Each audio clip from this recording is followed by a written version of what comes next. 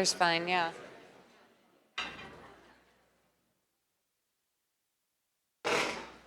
Good afternoon. So this morning when I woke up, someone told me it was going to be 22-mile-per-hour winds and raining all day long. So I'm feeling very grateful for this weather today. It's a gorgeous evening or moving into evening. Thank you all for spending your day here with Global Washington. I hope you've enjoyed the conversation. The final plenary is one that I'm very excited about. Some of you may know that I'm a bit of a data geek. I'm not a data scientist, but I truly appreciate data. And it's something that I truly believe is unique to Washington State. Global Washington is unique because we're outside the Beltway, outside of DC, and we can be a little more innovative. But I do think our organizations, our companies here, influence the way we do development. We had a conference a few years ago based on disruptive development, how we're doing things differently, how we're using innovative technologies or just new ideas. And so this panel is really based on that premise. We're looking at how organizations can be data-driven and use data tracking to achieve the Sustainable Development Goals. So I'm very pleased to be here with our panel today. Again, I'm going to do a brief introduction because their bios are in your program. We'll start with Eric Arnold. Eric is the Chief Technology Officer at Microsoft's Tech for Social Impact. And he has over 25 years of experience, and he actually toggles back and forth between the private sector and nonprofits. He most recently was at Path as the CIO. So he's one of us, if you're in the nonprofit world. And don't tell anyone. I know, don't tell anyone, because he's also very techy, and you'll hear that in a little while. But he's got the best of both worlds. He understands the challenges of nonprofits when it comes to data tracking and data collection in the field. He's been there. So this is a perfect role for him now at Microsoft. And next we have Ben Combs, who's at the end here. He's the co-founder of the Innovation and Sustainability Practice at PwC in the UK. And I'm very glad he jumped over to this side of the pond to be with us today. He's an economist by training, and is currently focused on emerging technologies for climate change and the environment. He's worked with NGOs and companies on projects such as AI for Earth, and other initiatives for the Sustainable Development Goals. So he's the perfect person to talk about what he sees, especially in companies, and how they're embracing the SDGs or not. Next, we have Deanna Fletchner, who's the Senior Director of Research, Monitoring, and Evaluation at Landesa. Deanna has over 20 years of experience in global development with a specialty in gender-led development initiatives. She's worked in over 15 countries all over the world and is well published with her research and has taught courses in economics, quantitative methods, and global development, and taught both in the US and in Latin America. So thank you all for being here today. So the first question is kind of an open-ended question for all of you. And we were having a conversation earlier how the Sustainable Development Goals are not well known, especially in the US. However, the majority of Global Washington members have said that they either align with the SDGs, all of their work or some of their work, but they're not yet tracking the data to the SDGs. Why do you think that is? Why are there challenges around this? Eric, I'll start with you. So first of all, I think it's the SDGs are a little bit inaccessible. They're definitely out there. They're applied a little bit haphazardly and not incorporated yet into common tools. You can certainly find them, get them. There are companies out there that are doing that. Microsoft is one of those. But I think we have more opportunity to work in cooperation between civil society, public sector, private sector, and nonprofit to find those common indicator sets, the standards like the SDGs, and help bring them to the fore, make them easily adoptable by any size organization. Great, thank you. Deanna, what do you think? Yeah, I mean, I'm going to push before we get to the data to say that the first question is whether we align ourselves to the SDGs, right?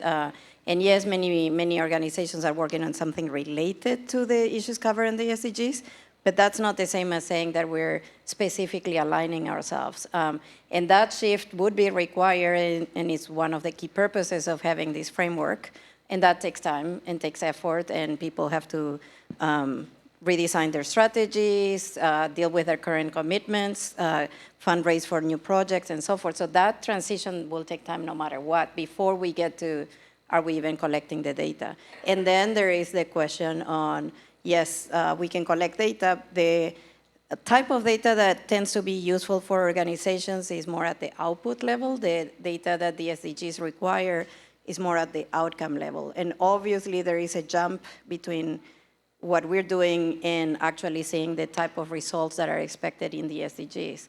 I find that what can be really useful in this process is to really sit down and think of how we're connecting the dots. How are we saying that we're getting to that result that we all try to get with the activities that we're doing? And that realignment can be very helpful, but that takes time. And then a third part is, how are we going to collect that data? How are we going to claim that we have attribution to those results when in reality we most likely have contribution?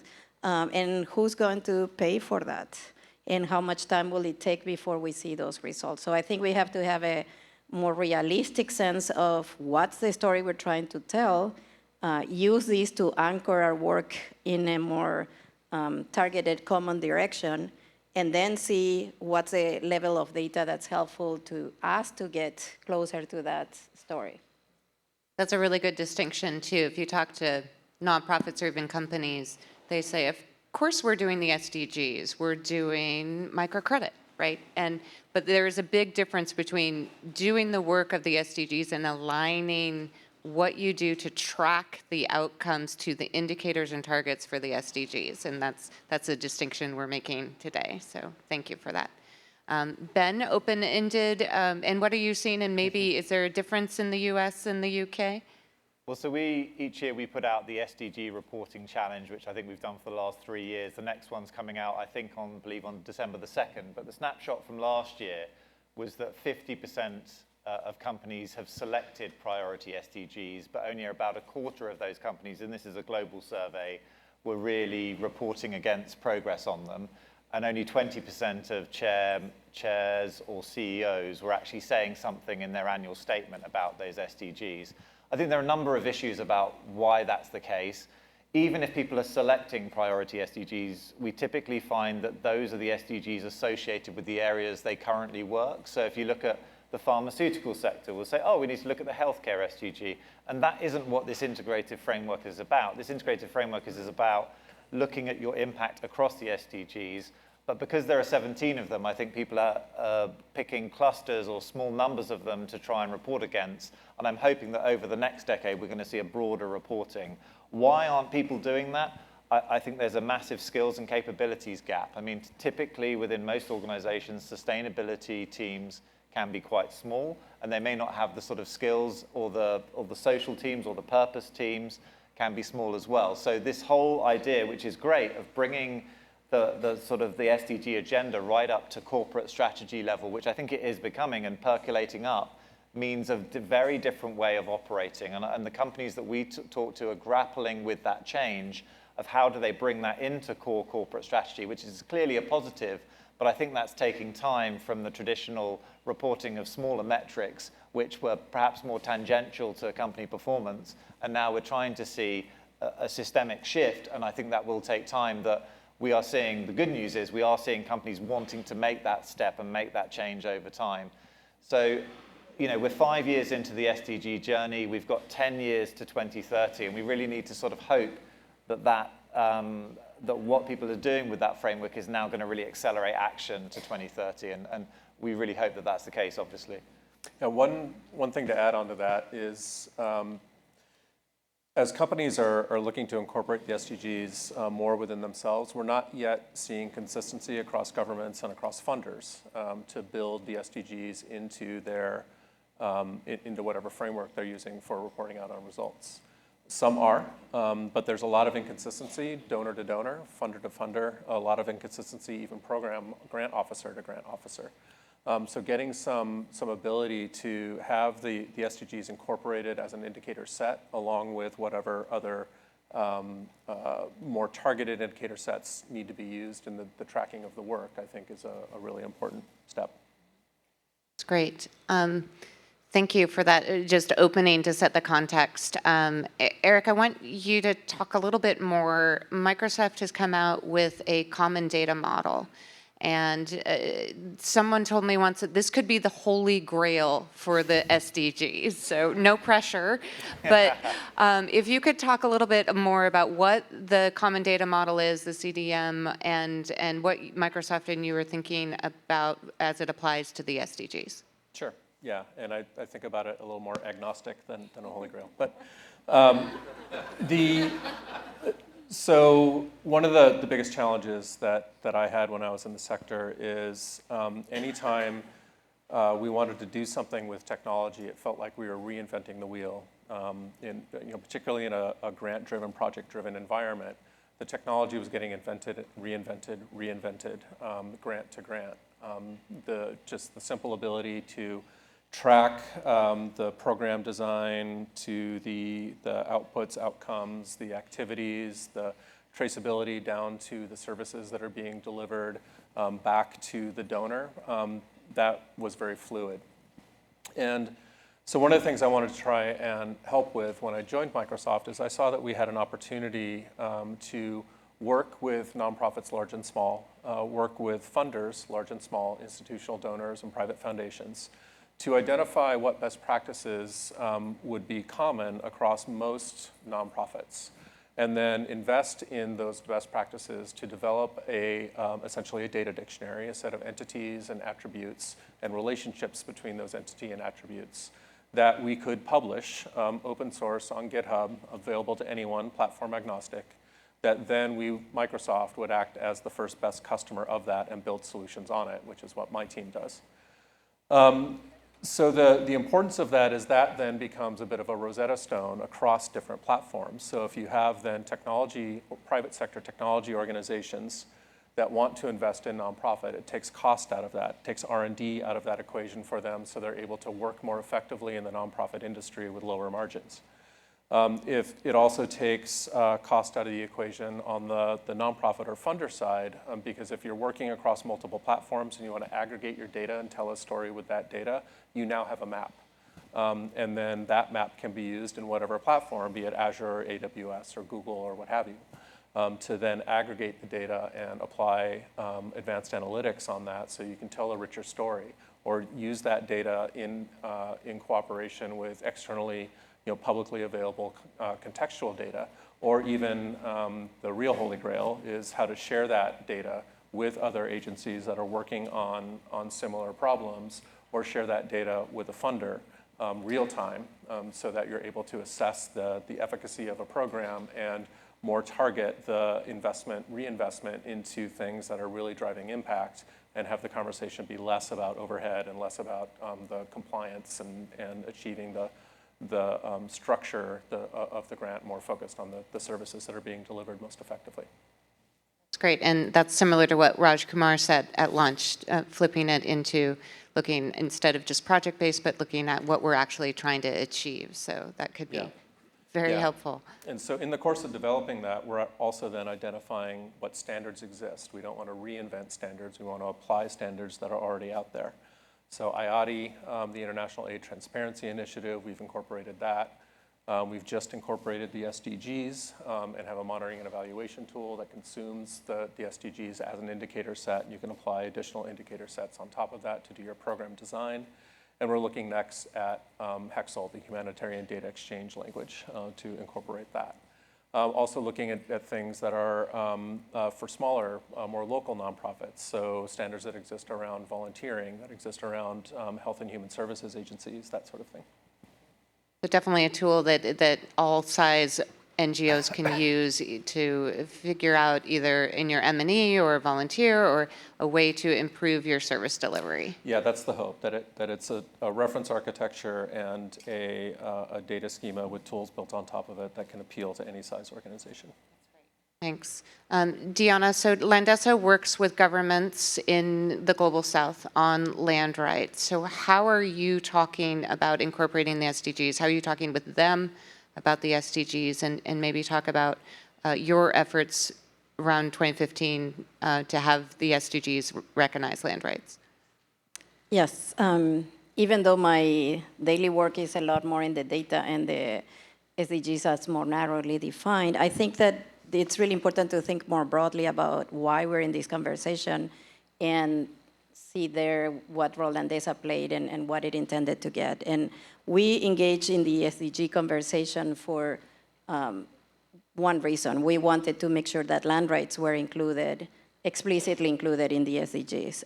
And that was important to elevate the extent to what people thought of land rights. They realized that it was a cross-cutting issue that affected many different goals and so forth. So increasing the level of recognition is one of the benefits. The other side benefit is streamlining the conversation. What are we talking about when we're saying strengthening land rights? And that was a conversation that needed to happen within our sector, that the SDGs forced us to start coming to agreements because we had to propose something concrete. And the third level there is no data, and this is the opportunity to generate that data.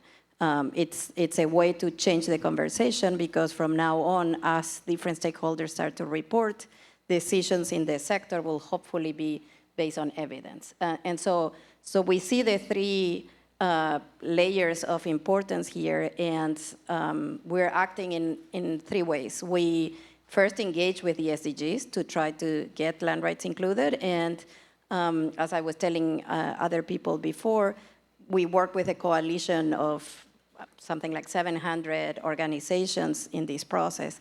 And I thought that was really helpful and could be inspiring for people in this room, because when you think we're in one corner of the world and we're a relatively small organization, the SDGs are an enormous process, what are the chances that we can actually achieve something? And we did collectively, and that boosted the credibility of the sector, the ability of all of us to think that we could actually make a difference, that we can work together. So that was in itself a tremendous win.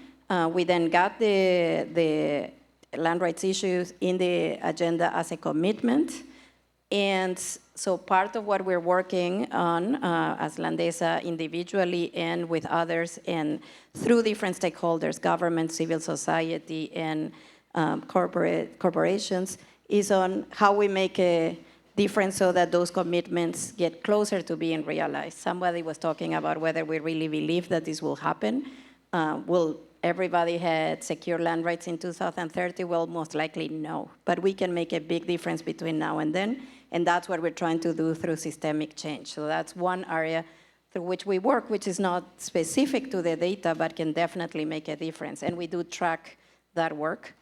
And the third part on which we work is on helping the sector have the data that's needed. And that goes all the way from defining what kind of data is important to have, ensuring that nobody's left behind, because we don't need data if considerable segments of the population would not be included, and then helping everybody else leverage this opportunity, because if civil society or grassroots groups are empowered with the data, or corporations can go and show the government what's going on using data that directly relates to the commitments they made and uses the indicators that are agreed to, there's a lot more power in the conversation to change the outcomes of interest. So I'd say we work at those three levels, trying to change policy, trying to maintain the clarity within the sector, and trying to encourage good reporting of data.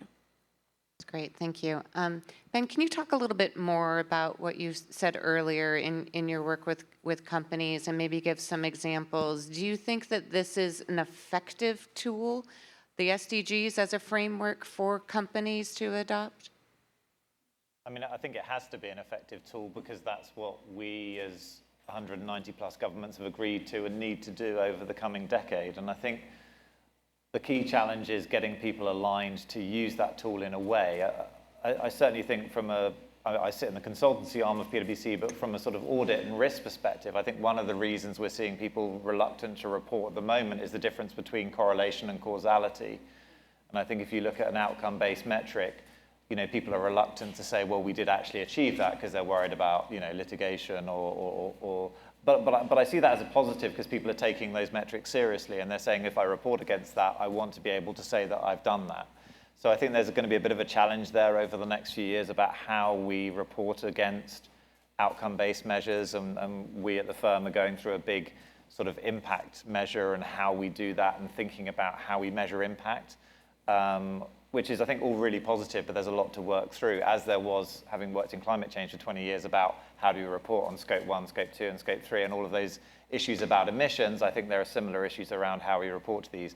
But I certainly think it's a very, very positive framework. It's a framework that, whether you fly to Tokyo or you're here in Seattle or London or you fly down to Johannesburg, everyone's on the same page. And that's hugely beneficial, that we're all talking about the same targets, the same set of indicators.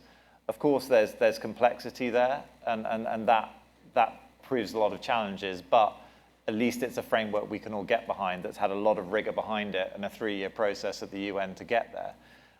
I think the key thing is, what are we now seeing with data? And for me, data is not in of itself anything. Data needs to be turned into knowledge and insights. And that's where, companies, not just the tech firms, but everyone, NGOs, needs to get involved, because having a pool of data, there's a huge amount of data out there on climate, for example. The Met Office Hadley Centre publishes every single thing from their climate model. It's all publicly available. You can look at it. Hardly anyone accesses it. There's a few sort of PhD students. And I think that what we really need to understand with this vast quantity of data coming is, how is that going to be used and who is going to be using that? So if you look at some of the sort of positive, really positive applications coming through, particularly on the environmental side, if you look at AI and computer image analytics and what we can do with satellites and tracking the planet, tracking forestry, tracking people building roads so that you can stop deforestation before they've even managed to get the truck there. If you look at, we can manage, look at where species are moving, we can look at fishing and tell about illegal fishing. There's just a huge amount of transparency that we're going to get over the next 5 to 10 years, and it's going to be a lot harder to hide whether you're wanting to do deforestation, slash and burn, poaching animals. All of these types of things are going to be a lot harder, because essentially we're going to have earth management platforms. And I think that's a really positive development. The other really positive development is provenance and traceability. The fact that we are really going to be able to trace through the blockchain and other emerging tech tools where things have come from and the standards around those. So it's not going to be enough to say, well, I didn't know what my 10th supplier down the line did because I had nothing really to do with it. I mean, I kind of knew which country they were in. That's not going to wash anymore. And it's great news, I think, that Walmart are moving their supply chain onto the blockchain. So they've got complete provenance and transparency through that blockchain. So lots of transparency, traceability, and then the ability to sort of decentralize systems and give more stakeholder power. I think, if we look at what's happening with sort of solar, water, we're looking at decentralized networks. And I think that's going to give power to people rather than centralized control. And I think that's a really positive development as well. Now, what people need to work out when they're working in those areas is how those things track to indicators. Because one of the things I always say about emerging technology is, it's not about how did we do the old things and do them better. It's about how we do new things. It's not just about digitalizing everything we currently do. It's about actually saying we've got a whole new toolkit of solutions that can do things in completely different ways. So that's where, for me, the excitement of data comes, is like, how do we use that data to really transform what we do and really accelerate? I mean, the reason I got into tech from, as you mentioned, I'm an economist by background, was because 3 or 4 years ago, I just realized we're entering the Anthropocene, which is this human epoch. And we're going to need exponential solutions to help counter what, as humans, we've created over the last 150 years. And those exponential solutions are going to be driven by data, but we need to turn that data into knowledge and insights. And I think that's a really key part of this, that if you're getting into data and tech at the moment, thinking about how do we use data and really make changes. And some companies are doing that, but I'm not sure that that's really the penny's dropped on that yet. And then how does that also then obviously link into the SDG indicator framework?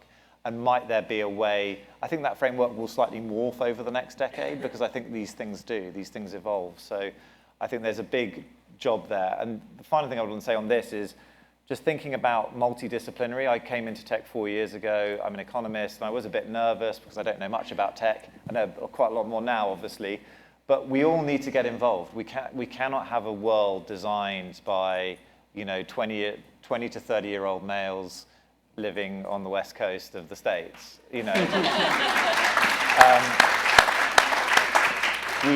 to have a world designed by everyone. We need lawyers, we need ethicists, we need scientists, and we need the whole community to come together. And to be fair with the tech community, I think they are open to that, but we have to knock on the door. And I think so I'd encourage you all in your fields, if you have not engaged with tech and data yet, please get involved. It's a bit scary at first, but you'll get there. And I think that's really important if we're going to really accelerate action to achieve the Sustainable Development Goals. Thank you. A couple of reactions to that, if I may. So one, the point both Ben and Diana made around data use is enormously important. I've been a technologist for over 25 years, and I never lead with the tool, never lead with technology. Particularly in this area, this is much more about creating that culture of data use. What are the building blocks you need to have in place? What capacity building needs to come along with this? What policy needs to come along with this? What kind of data sharing needs to come along with this? There are a lot of factors that need to be solved for to really make this valuable and for you to show value of investing in your data. That has to be first and foremost before you jump into a tool. The other point is around where does innovation come from? And I was recently at a NetHope conference in Puerto Rico. NetHope is a consortium of the 56 largest nonprofits on the planet, get together, their technology groups get together and talk about what works, what doesn't work in international development today. And interestingly, one of the things that came out of that was that organizations were asking Microsoft, disintermediate headquarters. Don't talk to the headquarters of these organizations. Go into the field. Talk to their partners, the 3,000 implementation partners that Oxfam has that are doing innovative work. Let the innovation come from the field and develop solutions that work for the field first. And then that will show the value of the data. It'll lessen the feeling that data collection is a tax, and then allow headquarters to adopt more easily standard solutions.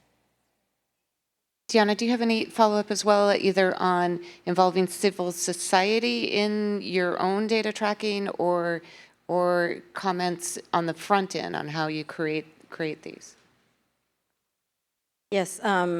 While we work very heavily trying to convince governments to do this, we also work with civil society organizations and are trying to work with grassroots women's organizations, because what we believe is that this data can empower them to engage, take advantage of the framework that has been agreed, and rather than have to fight what it is that they're trying to achieve, they can use that as a starting point for the conversation and explain what's going on in their communities, how that is different from what their respective governments have committed to doing, and leverage that relationship to get to dialogues that can actually change their realities. And we have partners in Brazil who are doing that, where there are women from different municipalities who engage with local authorities and just show them data that they collected, how they vary by municipality, where they can get good practices,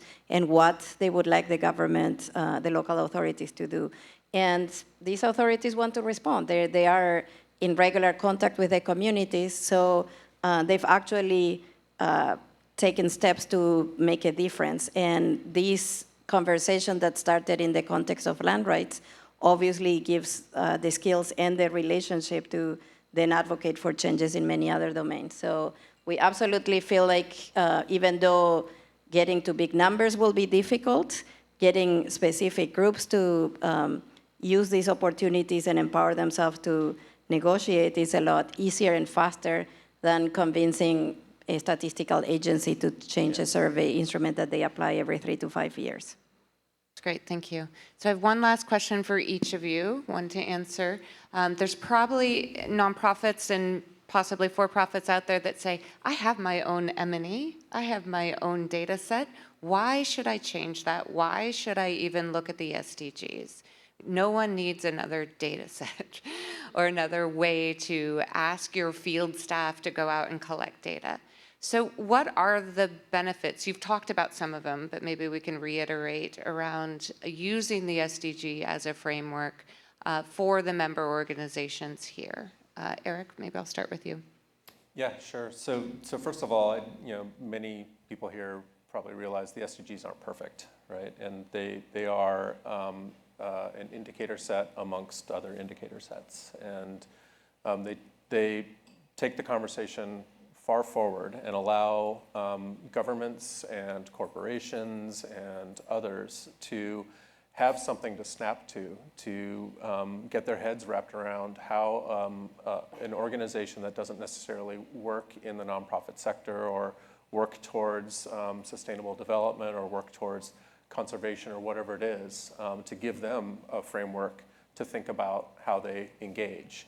So having a common language, again, having the SDGs be something that both the implementation agencies, the nonprofits that are working on those goals, and the corporations and the funders, if you're aligning to that common language, it gives you a place to start. It gives you, opens up new conversations. The corporations that are adopting the SDGs today now are thinking more about how, if they sponsor an SDG or think about how they drive towards SDG achievement within their own organization, they can align now to other organizations that are doing implementation work. Thank you. Deanna? Yeah, I think we cannot underestimate the power of this common framework and language and focus for all of us.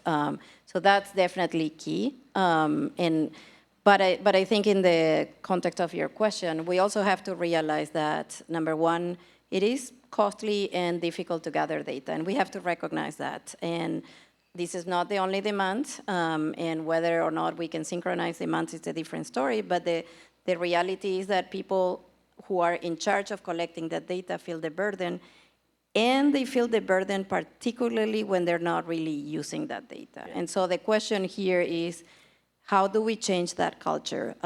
If you're not using the data, it could be because that's not the data that's relevant for you, and so what would be the piece of data that would give you the information you need to make the right decisions so that ultimately we're aligned with the SDGs, with the goals that 190 countries agreed to prioritize. And the other piece is, are there different ways of gathering that information? But lastly, how do we integrate that data? I would say that we have started systematically collecting data before the SDGs, but about, 6, 7 years ago. And there are parts of the organization that are using that data, but we have not fully integrated that yet. And for those who have not fully integrated their programming, the decision-making, their accountability to that, collecting the data is seen as a burden. But I believe that can be reversed if we have the focus on why are we doing this, what are we trying to achieve, and then what's a piece of information that would be helpful to us, and what's the most practical way we can collect that information.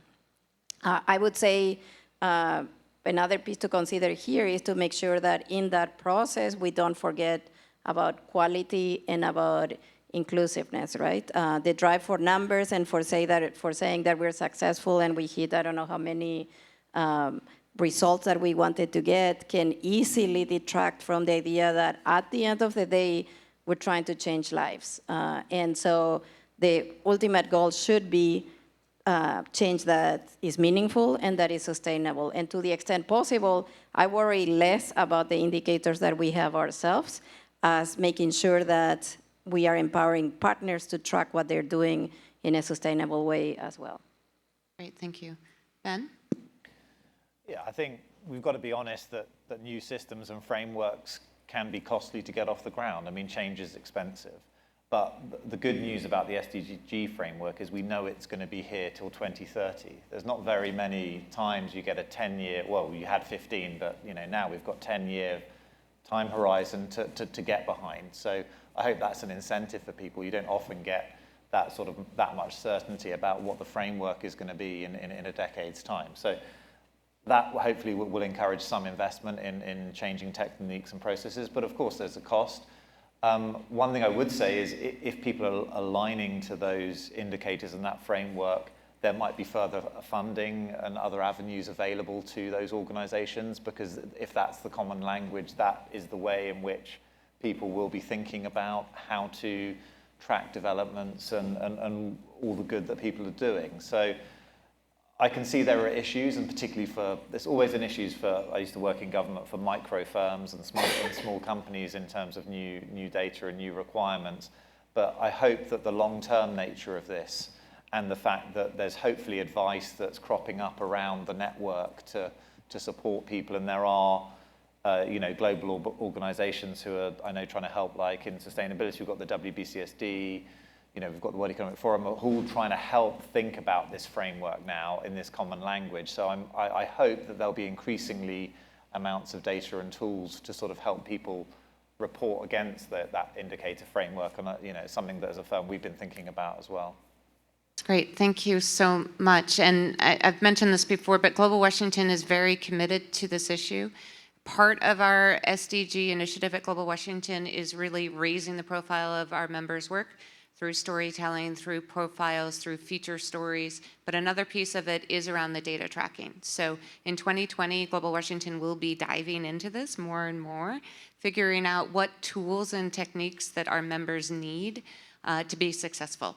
And again, I'm not naive. This is hard work. But we want to be here as an association for all of you to figure this out together. And we are so fortunate to have these three and others in our community to help us along the way. So please join me in thanking our panel.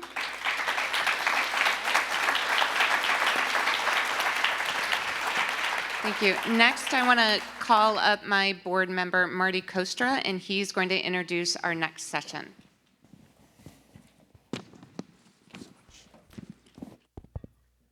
Thank you, Kristen. Thank you, Eric, Ben, and Deanna for that fascinating conversation. Thank you all for hanging in. How are we doing, gang? Everybody good? Yeah?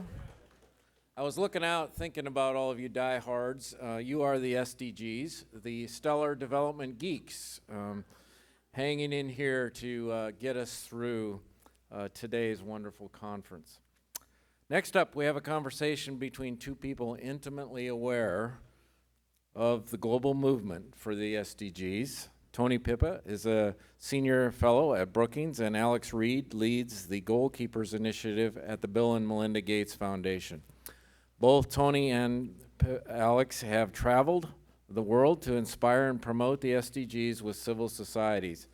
Their bios are in your program, but briefly, as they find their way to the stage, I will say this. Tony leads an effort at Brookings about place-based initiatives to advance the SDGs, both in the U.S. and cities around the world. He actually had a hand in creating the SDGs when he was at the U.S. He was the U.S. Special Coordinator for post-2015 agenda at the State Department, and he led the U.S. delegation at the UN to negotiate and adopt the SDGs. Alex heads up global campaigns at the Gates Foundation, which includes the Goalkeepers. That means that Alex has been quite busy over the past several months, organizing and leading the annual Goalkeepers Conference in New York, alongside the UN General Assembly this past September. It included world leaders, Bill and Melinda Gates, celebrities, and youth advocates. Alex has been part of the external communications and campaign team at the foundation for the past 9 years, and has all kinds of other things she has done prior to that. So we're honored to have these two experts with us today. Without further ado, Alex and Tony, thank you.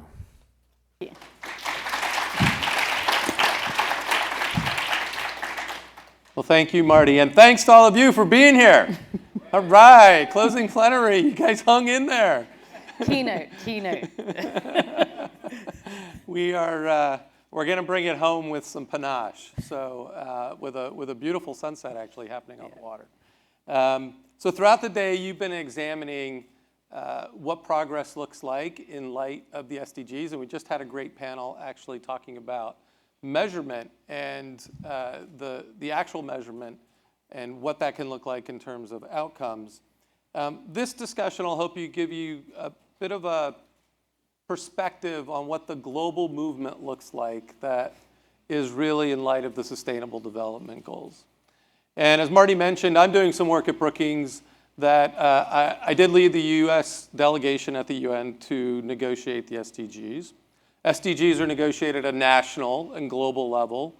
But what's been really interesting to me, and I'm doing work on how the US government is or is not actually providing support to make progress, and also the multilateral system itself, the UN, the World Bank, regional development bank, institutions like that.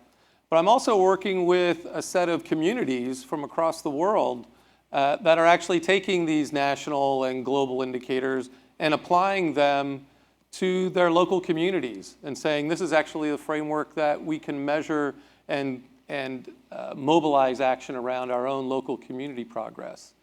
And I just say that because I think it's an indication of the extent to which, and you even heard Ben talk about how corporations are thinking about the SDGs and using the SDGs as a way to think about societal impact. That's just indicative of the type of traction that they've gotten in lots of different places, universities, philanthropies like the Gates Foundation and other actors. And so I hope our conversation, and we're just going to have a conversation where we talk and ask questions to each other to give you a sense of what's possible using this framework and these goals. And the Gates Foundation actually has been a great investor and catalyst, I would say, for progress on the goals, and has used data in interesting ways actually to be catalytic in that respect. And so Alex, just to start us off, I'll just turn to you. So tell us about Goalkeepers. Why was it created? And what do you hope to get out of it? Why do Goalkeepers? Why put all that effort into it? Thanks, Tony. Hi, everyone. Thank you so much for having me here. Really appreciate it. The last session was fun to be part of as well, so thanks for that. Learned a lot. I guess the first thing is, what about the logo here? This one, Goalmakers.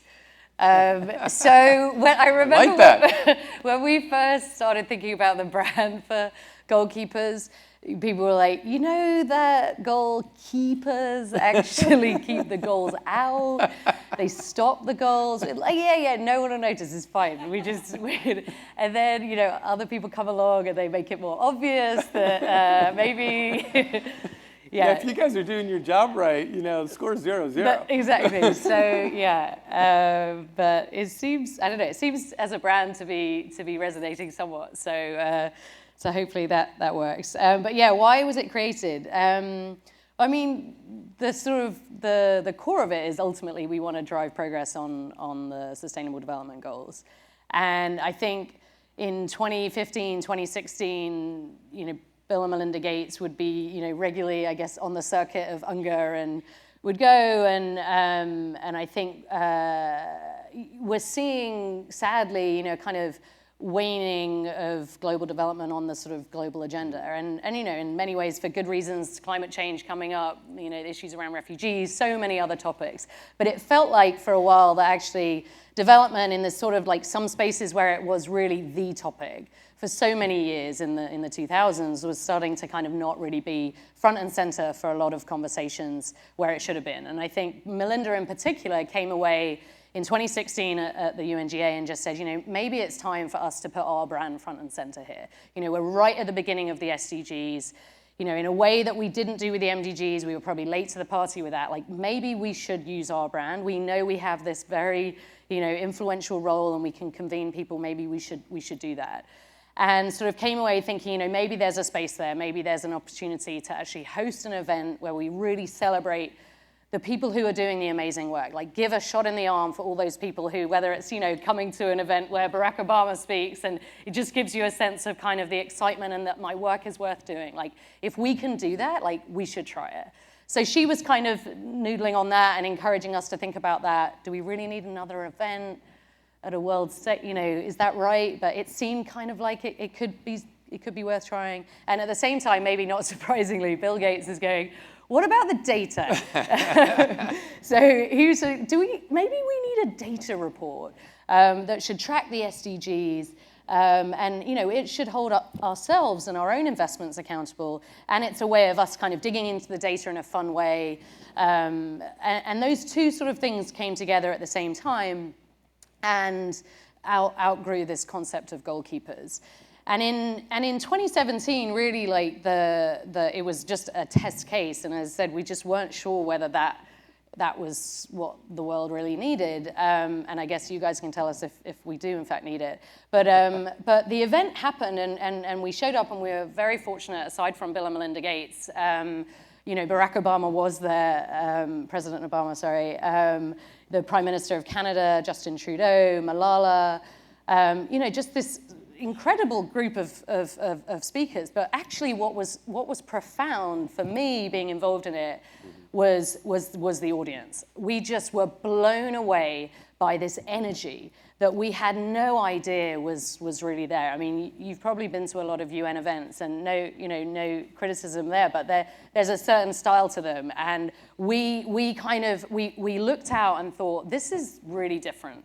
We really purposely targeted a younger audience, definitely wanted it to be more diverse, more globally diverse, and making sure that the balance between men and women was even. And it just, like, there was this energy in the room. And I walked away from that and I thought, actually, this is something special.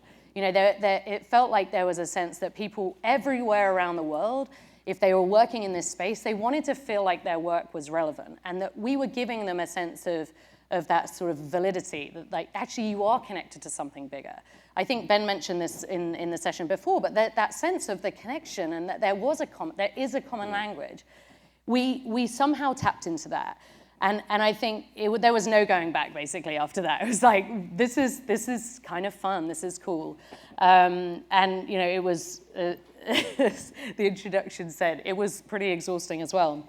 And so trying to get the balance right of actually, you know, how much do we need to put into these kind of moments has really been a struggle, to be honest. But the thing that we've been trying to learn since is, how do you then build what is an exciting audience, you know, you guys in the room here, and turning that into a community? And is that something that the Gates Foundation should even do? And we are really in the middle of that conversation. We're right now going through a process where we're presenting our sort of longer term 10-year strategy to our co-chairs, to Bill and Melinda Gates, to ask that very question. And can we be more than an event and one moment in time?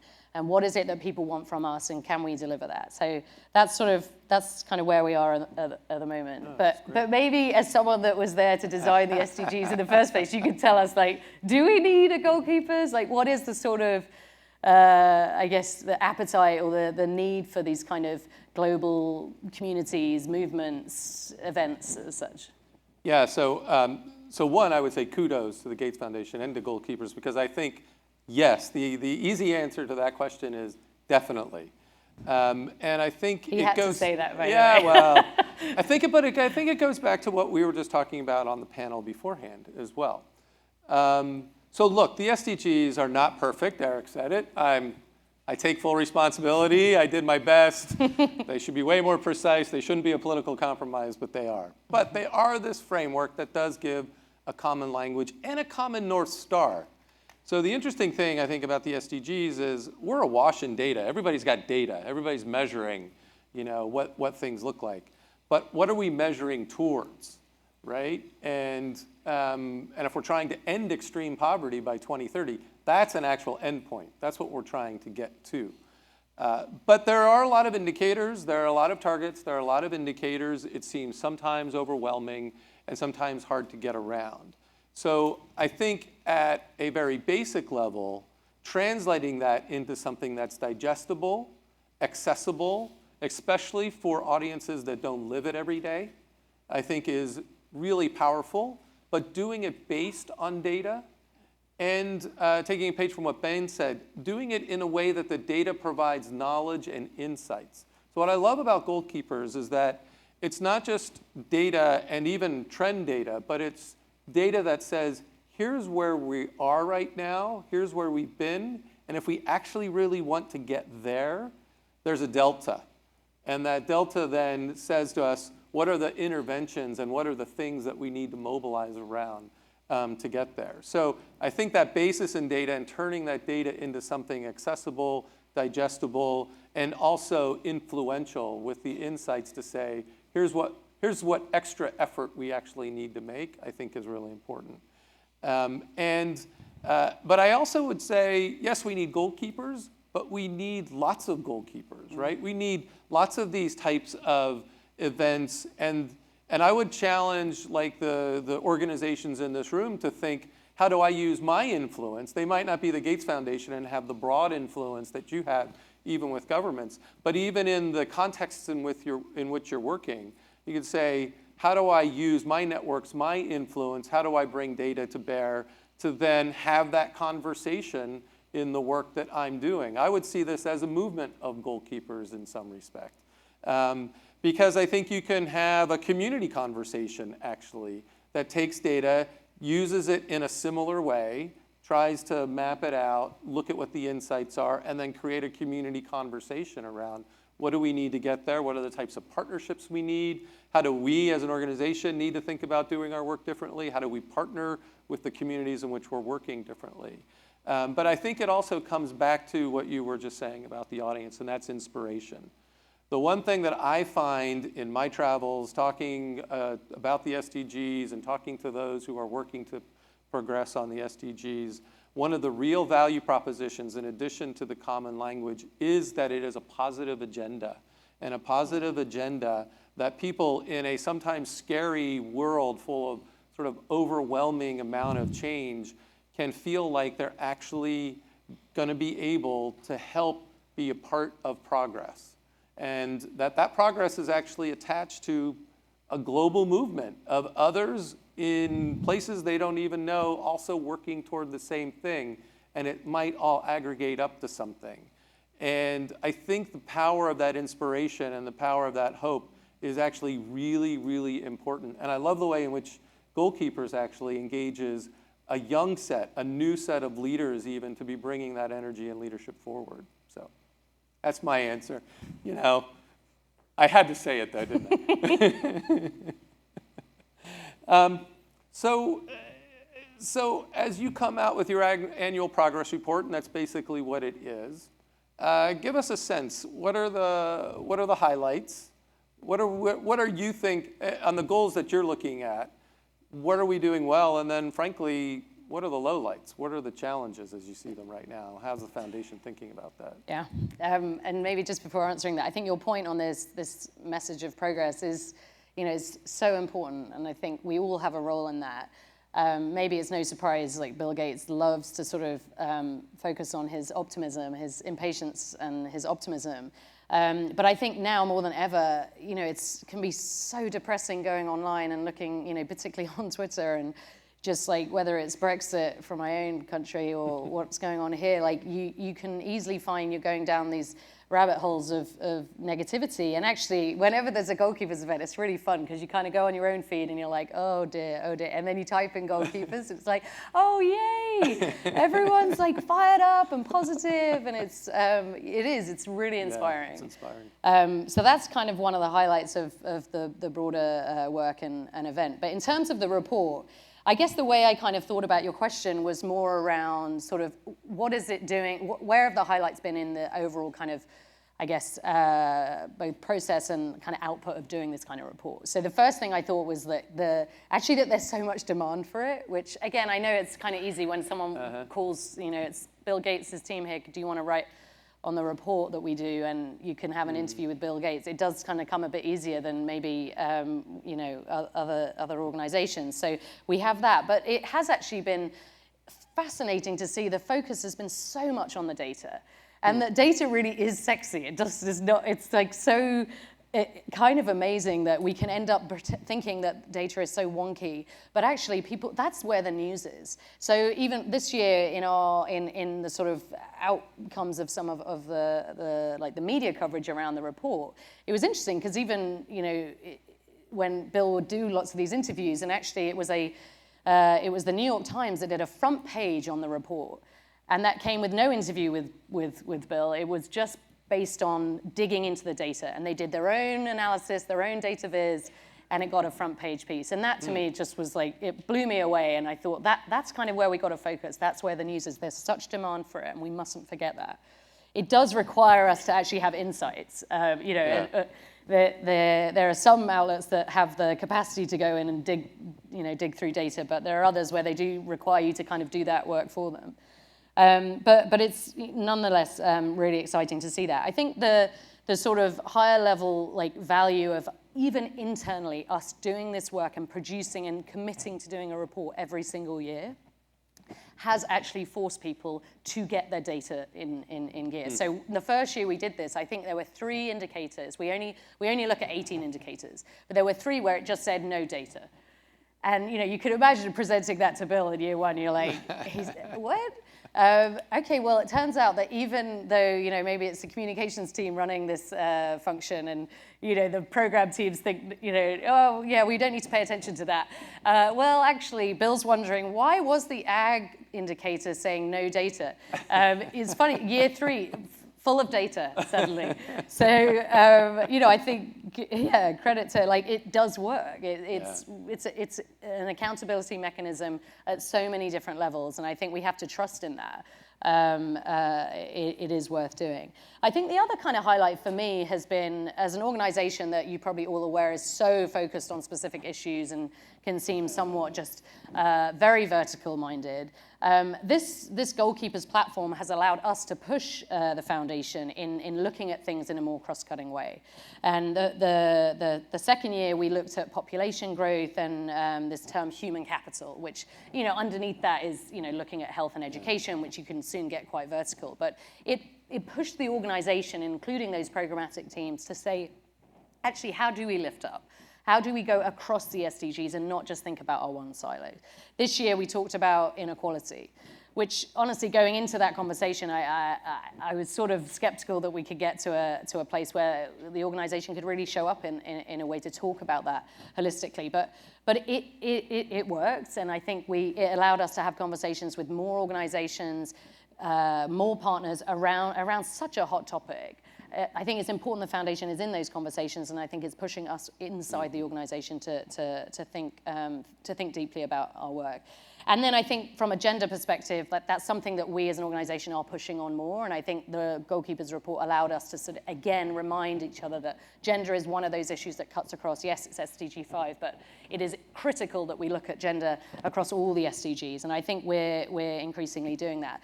So much so that actually at the event itself this year, Melinda Gates decided to do her session on bias. And it certainly wasn't just focused on gender bias, but looked at a number of different issues. But for us as an organization that really has never thought about those kind of issues in such an explicit way, for her to put her name against that, and not just be there and be present, but actually give up the stage to people of color, to mostly Black Americans, to actually own that stage and say what their issues were that had often nothing to do with the issues the foundation was focused on. I mean, that to me made me so proud of both Melinda and also the fact that the organization is pushing itself forward. But you also said low light, so I guess I should come on now. I should say something. Yeah, it's just great. Everything's great. Did I mention how hard it was to get this off the ground? I think one of the tough things is you can't really do it all. We want to be front page of the New York Times. We want to have the coolest data ever. We want to cover every different issue, but we also want to really be thoughtful and substantive and show what we call exemplars. So we want to give case studies, but it turns out case studies is not the thing that gets you the front page. Yeah. Story, and I think we're still sort of challenging ourselves, and we've got this tension between how do you really dig in and kind of say, oh, I want to tell a deeper story on digital governance in India, and we think that that could be a great exemplar for something on the cusp of doing in Bangladesh. Well, okay, but is that what the report is meant to do? Is the report just a headline grabbing, just a conversation starter? And I think we haven't quite got that right yet. And I also just don't know if it's the role of the Gates Foundation to do all that. I think on the website of the report, we have some great visuals and stories, but there's a set of indicators, and we kind of dabbled with, should we do like a double click and you go through every country's indicators, and it turns out no one's looking at that. Yeah, exactly. And there's plenty of other organizations that could probably do that better than us. So we've still got a ton to learn on that, but yeah, and also just really interested to hear if people, feel free to come up to me afterwards if there's things where you think we could certainly do better. Yeah. But maybe you could, talk a little bit about, I guess one of the areas that that I think you touched on in your opening was just where in the world this is sort of taking shape. There are some regions, it seems like, that are grasping and enjoying the value of the SDGs, and others where it just hasn't really kind of got that relevance. Can you talk a bit about kind of where you're seeing that? You mentioned to me over there that Bristol, the city, infamous city of Bristol in the UK, city of Bristol, has UK. taken them up. Is there a reason for that? Where else are they jumping in? Well, even before I jump into sort of the we call it the sub-national level, because it's not the member states of the UN. Let me even just talk about sort of the regions and nation states. I mean, so if you take the reviews that countries give at the UN, and the way the architecture is set up on for the official architecture is within the UN for the SDGs is countries make a voluntary review. I mean, they put their hands up and they say, we're going to report on progress, right? So they do sort of their own goalkeepers at the UN. There's a set of countries actually that have done more than one of those reviews already, and some are even coming up on their third. And many of the ones that have actually done more than one are in Latin America and South America. Colombia played a really large role in actually pushing forward the idea and the concept of the SDGs, and they've been a real leader, I think, even with their counterparts in that region of the world. But I also think it's a little bit of a capacity issue. It's not as if African countries or countries like in Southeast Asia haven't done their reviews as well, but they haven't seemed to do more than one. And I do think that the SDGs are challenging.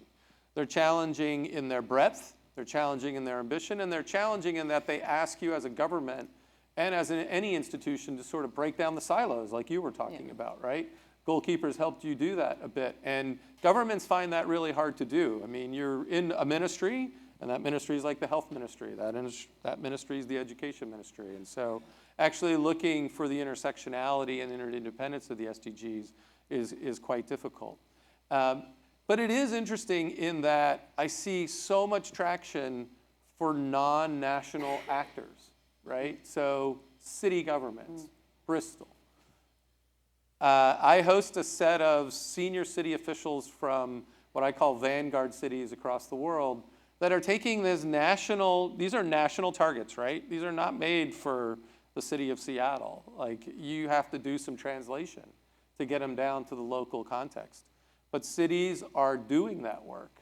They're translating those indicators to their own reality. They're using the entire framework as their policy planning tool. It enables them to take their sustainability plan and their resilience plan and match it up to their equity and inclusion plan and their executive directives on gender equity and put it all together and say, actually, we're trying to deliver all this for our citizens. And what's interesting at the subnational level is that you've got to come up with real solutions for real people in real neighborhoods, right? And so it takes some of the theoretical aspirations of it and actually makes it concrete.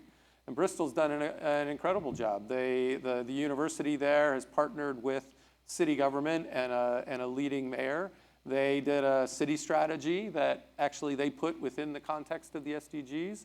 They have 6 city councils on their main themes for their city strategy, and they're picking particular initiatives each year that they are mapping and measuring progress on how it goes back to the SDGs. And the university helped the city do its version of a review that the nation states are doing at the UN. They did it for Bristol. And you see other cities doing that. Companies as well. And I think the common language, and you talked about it in the panel before, but the aspect of the SDGs being a common language is not just a common language within an institution like Gates or within a national government or a city government, but it's a common language from business to government to philanthropy to civil society to universities. And that common language actually starts to then say, oh, there might be different models of governance of how we can even come together around a particular priority that we all have in common, and then think about what the partnerships are that go forward on it. And I think that's really important, because I think one of the things that we're starting to say from the work we look at Brookings is that, you know, the World Bank came out when the SDGs were adopted and with a sort of a mantra, we need to go from billions to trillions, right? And their idea was to say, you know, we've got billions of dollars worth of finance that are going toward development causes right now, but we've got to leverage that into trillions if we're really going to reach all these ambitions. But it also gives the idea that this is like an add-on agenda. Like we need to give more money, more effort, more this, more that. And I actually think what's necessary is a change in mindset. It's like a change in the way of doing business. It challenges you to think differently about what you bring to the table and how you can do your business differently to accelerate, and actually work with partners and even non-traditional or unusual partners to do differently. And I think we're only at the cusp of that shift happening now that we're 4 years into the agenda. But it's really interesting to see that coming from places like businesses or foundations or city governments rather than national governments. And I think we'll actually prod national governments to be able to do that. It'll sort of create some muscle memory and discipline and models for national governments to actually to take on. So, and that leads me to a question back to you, which is, you know, one of the things you've prioritized is the voices of youth and the leadership of the next generation. And from your perspective, you know, how aware are they of the SDGs, and do you think it's harder or easier to reach them with this global movement and this global framework?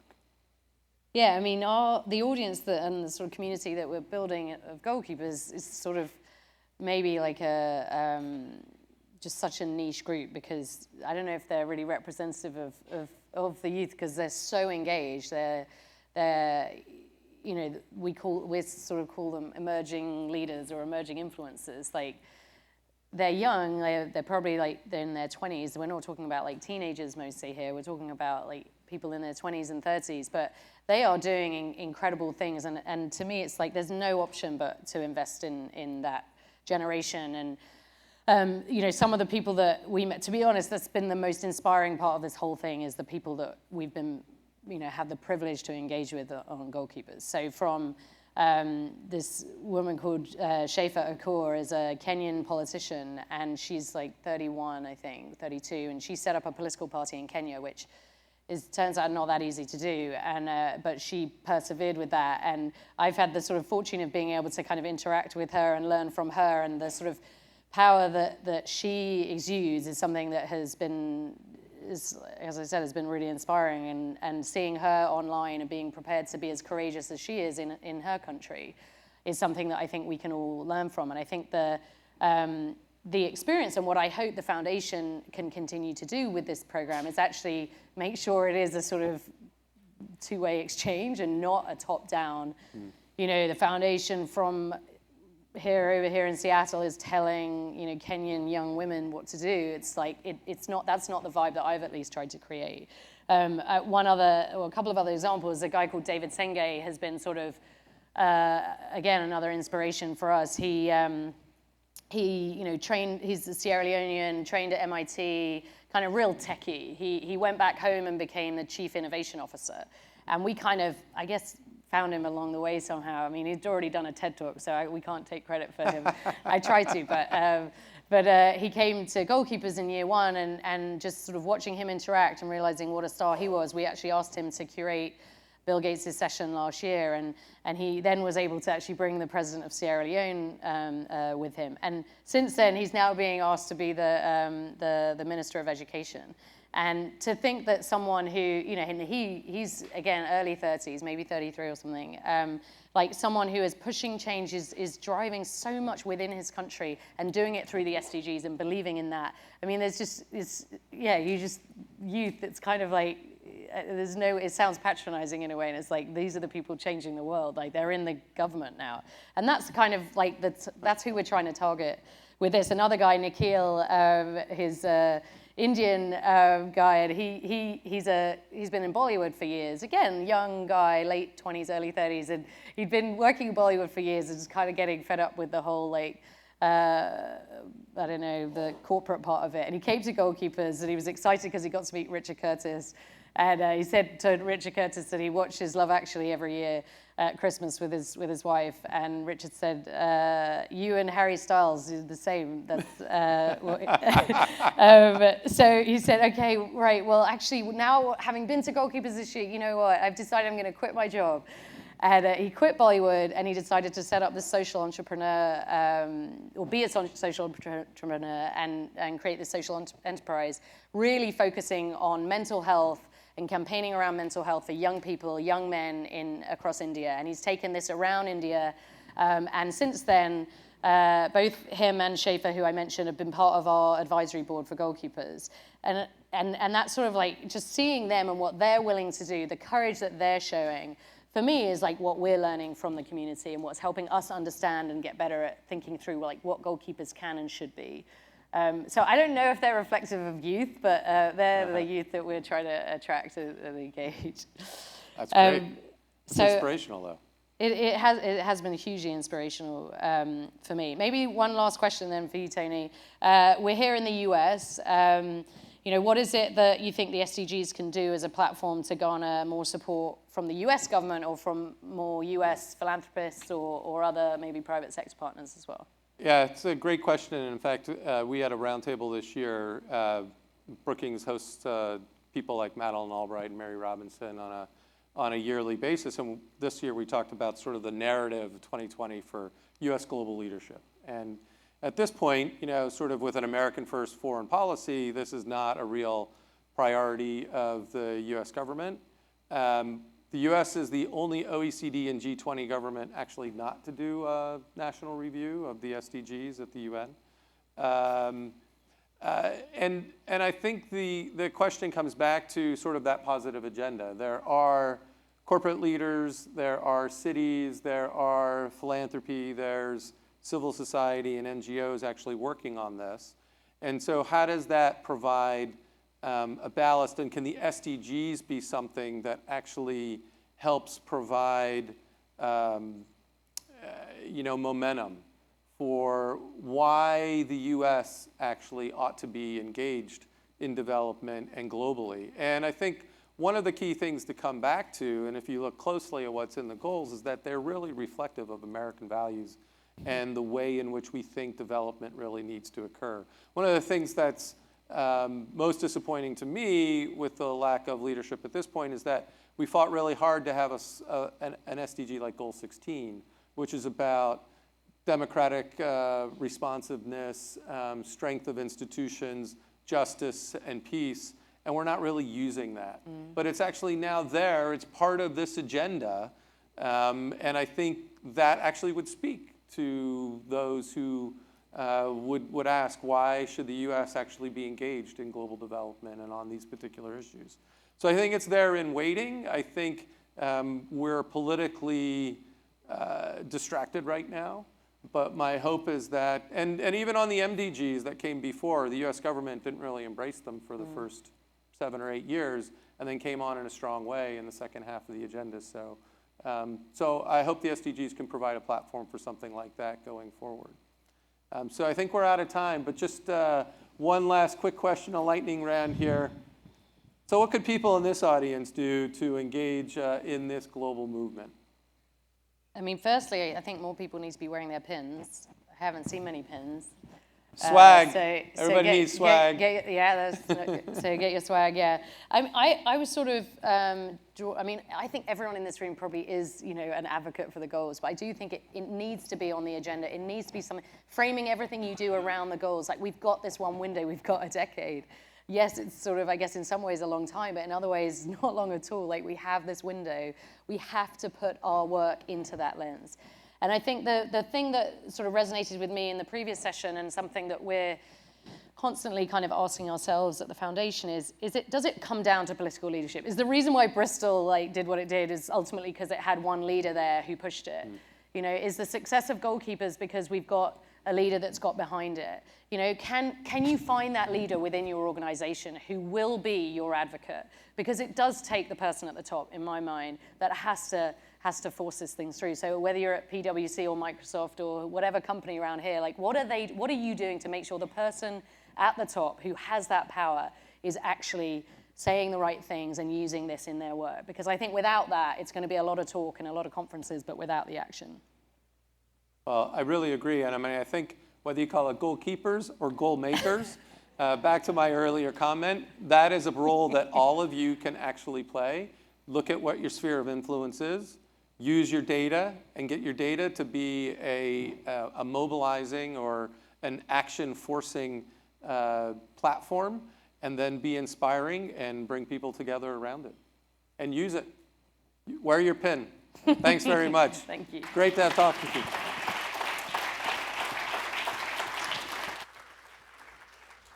Thank you so much, Alex and Tony. Okay, the next Global Washington event, we're going to be handing out the SDG pins, so please join us. Thank you. This is a perfect conversation to round out our day. As you know, Global Washington is fully committed to the SDGs, the framework. This was the kickoff to many years to come around the conference. Hopefully we will have our own annual reporting out from our Global Washington members. Speaking of data, we did take a poll earlier, and we have 91% of the respondents say that either most or pretty much all of their work aligns with the SDGs. So this is the community that can help move this along. We can be the champions and model how this works in other cities. We're going to work on Seattle to be one of those model cities next to Bristol. This is great. And again, thank you, Alex. I should say from your conversation, thanks for you and the Gates Foundation for making the data sexy. Thanks so much. And increasing the accountability. Thanks to Bill Gates, I'd say. And thank you, Tony, for still being a champion after watching the sausage being made in the very beginning and still following through. So thank you. Thank you all for being here today. Again, as I mentioned this morning, we have a reception that's going to be in the same place where we had lunch. And we are continuing from our morning plenary. It's a movie theme. I'm told I have to say they are Twizzlers, not red vines. Very different.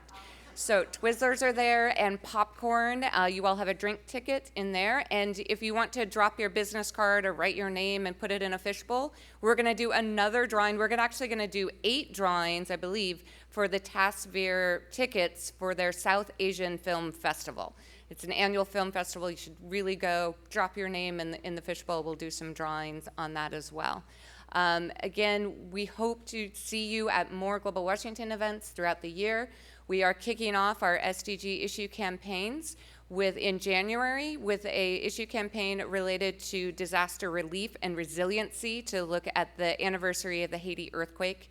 In February, we'll be looking at climate justice, and that actually is going to have an angle both in Seattle and around the globe on climate justice, and we have a different issue every month. So stay engaged. Again, you all make this community what it is, so thank you so much for being here today, and thank you for your work you do every day to improve lives around the world. Thanks so much.